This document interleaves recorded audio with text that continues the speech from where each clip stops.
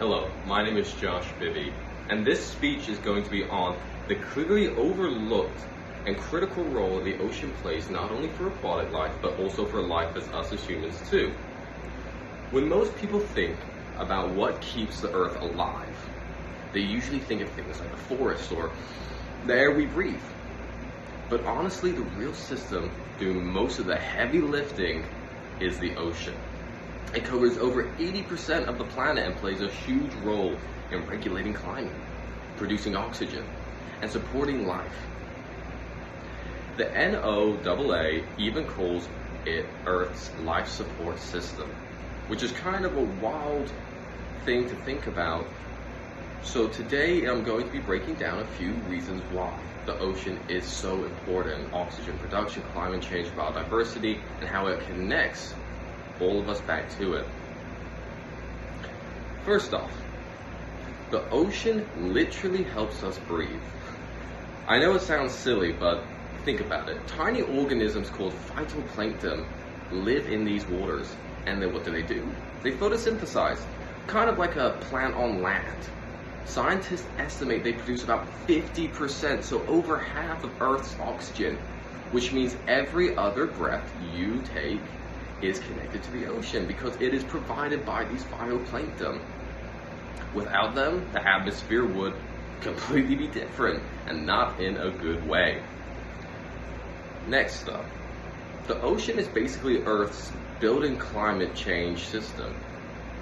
It absorbs a massive amount of heat and carbon dioxide from the atmosphere that we as humans produce largely, which helps keep the global temperature stable.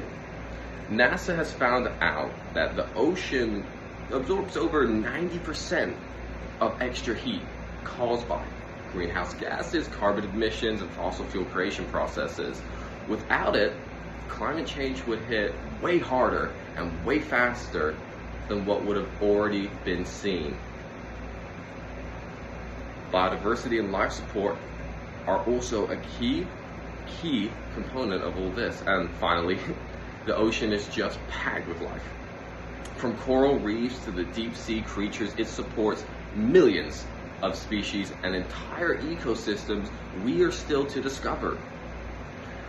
National Geographic says over 80% of these oceans is still unknown, which is honestly insane to think about how much we've discovered down there and how little we still know. Life is still unknown, which is why it's kind of crazy.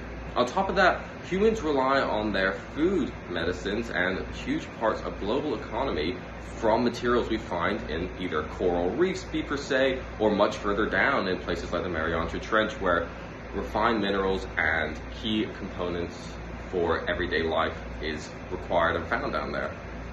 To bring it back to us though, the ocean isn't just something out there. We don't really think about it. It's directly tied to us in our daily lives, but it's so far away and it's so huge and vast that it's easy to get caught up on all the in-betweens. But let's just focus on the importance of it, the key components, the air we breathe, the food we catch.